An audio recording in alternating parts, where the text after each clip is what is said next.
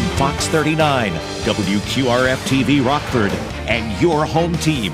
Eyewitness News at 9 starts now. Health experts are encouraging people to register as organ donors. The push comes during a month dedicated to the cause. It's a holy week as Jews, Christians, and Muslims all observe holidays at the same time. The three holidays only overlap like this once every 30 years. And a local egg drop reaches new heights.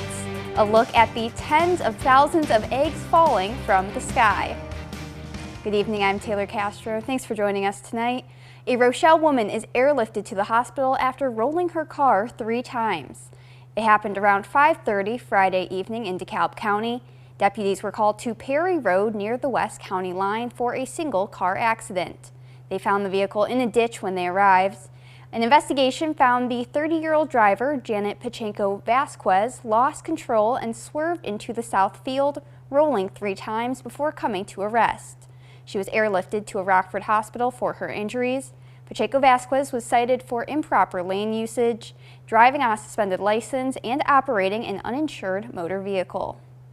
April is National Donate Life Month. UW health experts are encouraging community members to register as organ, eye, and tissue donors. There are 100,000 adults and children awaiting organ transplants in the U.S. That includes nearly 4,000 in Illinois alone. A new person is added to the national transplant waiting list every 9 minutes, but more than 17 people on the list die each day. Anyone can be a potential donor, regardless of age, race, or medical history. So the more people that sign up, the more people that say yes, that is more hope that we can give to those on the transplant waiting list. That is more opportunity for somebody to be able to help somebody else in need. On Monday, UW Health Swedish American Hospital will be raising the Donate Life Month flag that will fly outside the hospital for the rest of April. You can register to be an organ donor online or at your local DMV. Also during the month of April, state police will be doing a special distracted driving enforcement. Troopers will be out on the lookout for people on their phones, but they say other forms of distracted driving, like eating or even drinking, can be just as dangerous. One of the #1 contributing factors to every crash we have is somebody using a device that's causing them to be distracted. You know, we call our fatal 4 with DUI, speeding, occupant restraint or seatbelt use, and distracted driving now, because those are the 4 main contributing factors to any crash. And if you look at countrywide, every year there's over 1 million crashes that are contributed to at least one factor being distracted driving. He says it helps to start young, whether it's being an example while driving or showing a young driver some resources to show the importance of not driving distracted. The Roscoe Police Department is getting ready to honor their longtime leader. A retirement ceremony for Chief Jaimie Evans will be held at a special board meeting on Tuesday. She held the position for 14 years and was the first female chief of police in Winnebago County. Last Tuesday, Roscoe PD swore in Chief Sam Hawley, who has been with the department for the past 25 years. Top scores for the Super Mario Bros. Movie this weekend. The animated movie based on the video game brought in $146 million over the weekend to take the top spot at the box office. With an estimated $173 million in international earnings, Mario broke records for video game adaptations and animated films. Second at the box office was John Wick with $14.6 million, and in third place, Dungeons & Dragons with $14.5 million. Jews, Christians, and Muslims are all celebrating hope this weekend in a rare holiday crossover. It only happens every 3 decades that Passover, Easter, and Ramadan coincide. 3 different holidays in 3 different religions. Although they all have different beliefs, each of the holidays are a time of reflection and renewal. They all revolve around the similar themes of love and community. I think all of those are really celebrations of the love of God for us. If we would only listen to that and believe that about one another, we could, with God's grace, overcome so many of the difficulties and trials that we face and the divisions that we have. While Easter celebrates the resurrection of Christ, Passover recounts the Jews' exodus from enslavement in Egypt, and Ramadan commemorates when the Prophet Muhammad first received the first verses of the Quran in Mecca. A local church takes the traditional Easter egg hunt to new heights.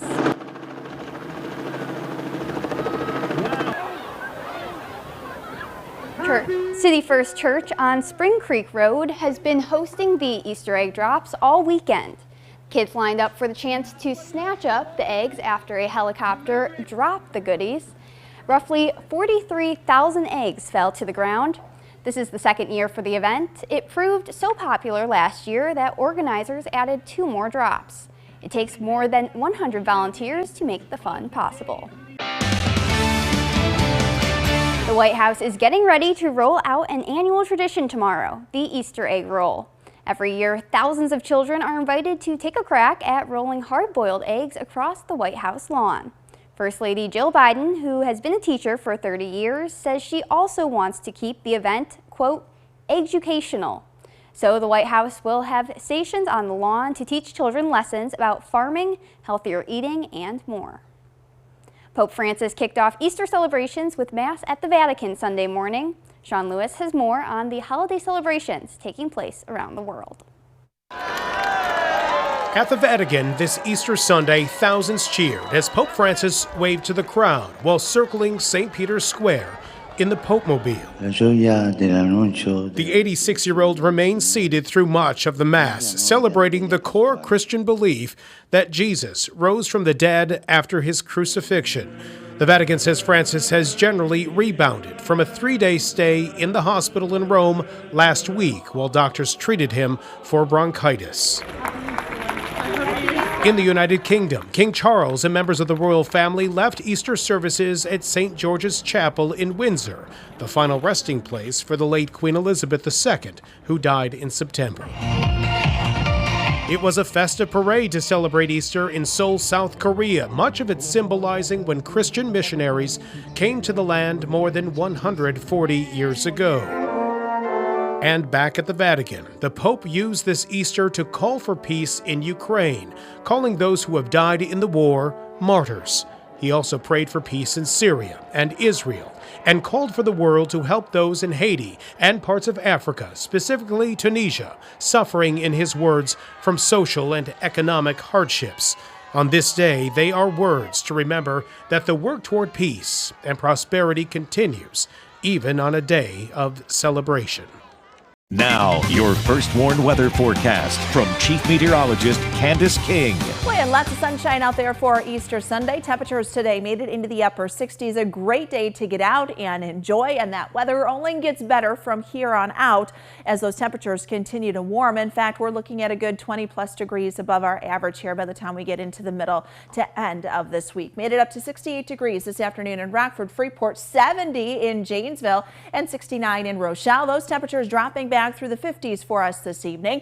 We'll continue to see those numbers slowly fall back as we go through the overnight tonight, but our cloud cover continues to thicken up. You may have noticed some of those higher level clouds working in over the last several hours. That keeps our sky mostly cloudy. This forming out ahead of a weak kind of upper level trough for this elongated area of low pressure. That's where we have some of those showers moving to the northwest of us. These are really going to fizzle out the further east and southeast they get, so I'm not too concerned with any rainfall here tonight or tomorrow.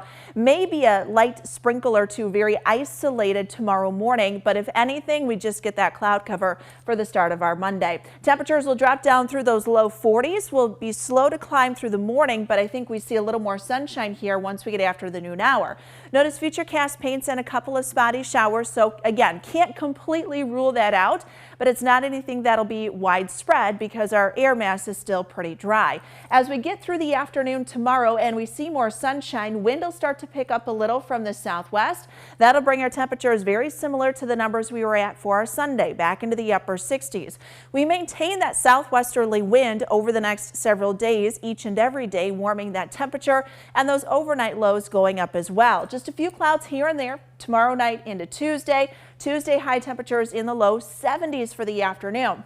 Now, Wednesday and Thursday winds are going to pick up a bit from the southwest, so it does get windy later this week, but that'll bring that temperature into the upper 70s during that time. So 43 degrees, that's where we'll head for the overnight winds. While they were breezy out there earlier today, That wind will turn light here as we go throughout the overnight. 69 for tomorrow afternoon, small shower chance early on, and then we'll see that sunshine return as we go throughout the day. This is the pattern we've got going on in our jet stream throughout the week, kind of this split flow as we set up this blocking pattern.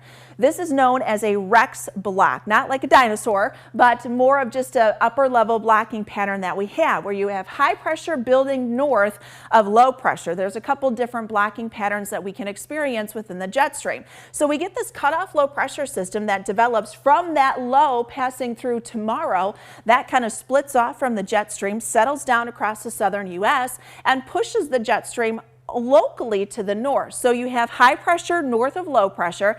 Blocking patterns can last for several days. In fact, it can give us pretty stagnant weather if you're underneath that high pressure. This, however, begins to break down by the end of the week. We get another dip in the jet stream, and you can almost see that forming here back out to the west, so that'll push a little more of that warmth to the east by the time we get into next weekend. That could also give us our next chance for some showers once we get into late Friday and Saturday. So this is how it looks like for the rest of the week. A good week to get out and enjoy, get some fresh air. 74 on Tuesday. Those overnight lows will be going up as well. 78 Wednesday, Thursday. Does get a little breezy. Just a heads up, some elevated fire risk, especially getting towards the middle of the week as we mix down some drier air and the wind picks up. So if you're thinking about this is a great week to get out, get some yard work done, do some burning, just know that there could be an elevated fire risk over the next several days, just as that dew point temperature goes down and our relative humidity goes down as well. Next weekend may not be quite as nice. Those temperatures will sink back through the 60s and the 50s, but we may see the 70s return again, Taylor, next week. Now sports with sports director Scott Lever. It was a Masters Sunday without Tiger Woods. He never took the course, instead withdrawing early this morning because he had aggravated a foot injury. So the spotlight was fully on Spain's Jon Rahm. And Phil Mickelson got a little of the spotlight himself with a tremendous final round. Pick him up on the 12th hole. He lines up a 23-footer perfectly. A birdie put him at 4 under par. Mickelson next on the 17th hole from 175 yards out. He almost holed out for an eagle. He did get the birdie. Mickelson shot a 65 and tied for second at 8 under par. Brooks Koepka had the lead at the start of the day but could not get it going. He misses the par putt on the 4th hole. Koepka shot a 75. He tied Mickelson for second place. The day belonged to Jon Rahm. He'll knock in a 6-footer for the birdie on the 6th hole to take the lead, and he never let go of it. A great chip here coming up on the 18th hole. He left it just short but tapped in for birdie. Rahm shot a 69 in the final round. He finished 12 under par to win by 4 strokes, claiming his first green jacket. And the Cubs woke up this morning with lots of momentum, a 3-game winning streak, and today a chance to get their first series sweep of the season as they hosted the Rangers. There's not much worth showing, though, from this game except for this. Edwin Rios going deep with a man on in the 2nd inning. Rios' first home run this season. Those were the only runs the Cubs scored all day. They also committed 2 errors, and the Cubs lost to the Rangers 8-2. They will host the Mariners Monday night. The White Sox try to close out their series in Pittsburgh on a high note, while Pirates starter Johan Oviedo had other ideas. He strikes out Andrew Vaughn and then Sebi Zavala. Oviedo pitched 6 shutout innings. The biggest play of this game came in the 6th inning on a play at the plate. Yoan Moncada throwing home to Sebi Zavala. Pirate shortstop O'Neill Cruz collides with him. Cruz was called out and he fractured an ankle on the play. The benches and bullpens cleared. Hey guys, it's Easter, easy there. Sox lost 1-0. The good news for them is Michael Kopech pitched well, giving up only 2 hits and 1 run in 6 innings. It was a beautiful day for baseball in Beloit. The Sky Carp hosted the Timber Rattlers again. Edgar Sanchez started on the hill for Beloit. In the bottom of the 2nd, this pitch was going the other way in a hurry. Ernesto Martinez Jr. blasted for a solo home run. The Sky Carp, though, even it up at 1 in the bottom of the 2nd. First baseman Zach Zuba singling in Jake Thompson. Sky Carp trailed 4-2 in the bottom of the 5th. Shortstop Dalvin Rosario showing he has a bat to go with his glove. He mashes it into the gap in left center, and that brought in a run. Catcher Joe Mack followed, and Mack loops a hit to center, bringing in another run. Mack had 2 hits in the game. The Sky Carp defeated the Timber Rattlers in 10 innings, 5-4. The Bulls will be facing Fred VanVleet and the Raptors Wednesday night in an opening play-in game for the NBA playoffs. That'll be played in Toronto. That matchup was locked in before today's final regular season games. And because of that, all 4 of these teams rested several of their key players today. The Bulls beat the Pistons 103-81. The Bulls finished the regular season with a record of 40-42. The Raptors defeated the Bucks 121-105 to finish the regular season 41-41. Fred VanVleet was one of several key players who sat out that game. Giannis sat out for the Bucks. Dixie graduate Isaiah Roby is headed to his 3rd NBA team. The Knicks have signed him to a $400,000 contract through next season. Roby will play with the Knicks Summer League team, and he'll have to make their roster for next season. Roby was with the Spurs until a month ago when they waived him. In Canada, Orangeville's Tessa Janicki and the USA women were back on the ice for more World Championship hockey action. They faced Czechia in a preliminary round game. Second period, and Janicki will make her mark in front of the crease. The puck was at eye level, and she batted it in for the goal. It's her first goal of the U.S. women's senior national team. You'll recall last June she played for the U.S. U18 women's team up in Madison. Janicki, number 22, was a happy camper to get that first goal. This was a preliminary round game. The United States won it 6-2. Cover Sworn Interactive Radar brought to us by Rockford Auto Glass and More. Clear skies, at least radar-wise, for the next several days. We'll see some clouds here and there, especially going through the night tonight. Temperatures tonight will drop down into the 40s. We're back up into the upper 60s tomorrow. We'll see some cloud cover in the morning, but should see more sunshine by the afternoon. 70s then for the next several days. Upper 70s Wednesday and Thursday. Next chance for some showers may come in for the weekend when we see this pattern break down. That could give us temperatures that'll drop back through the 60s and the 50s, but I think we'll see the 70s at least briefly return going into next week. Thanks, Candace, and thank you for spending some time with us. Have a great night.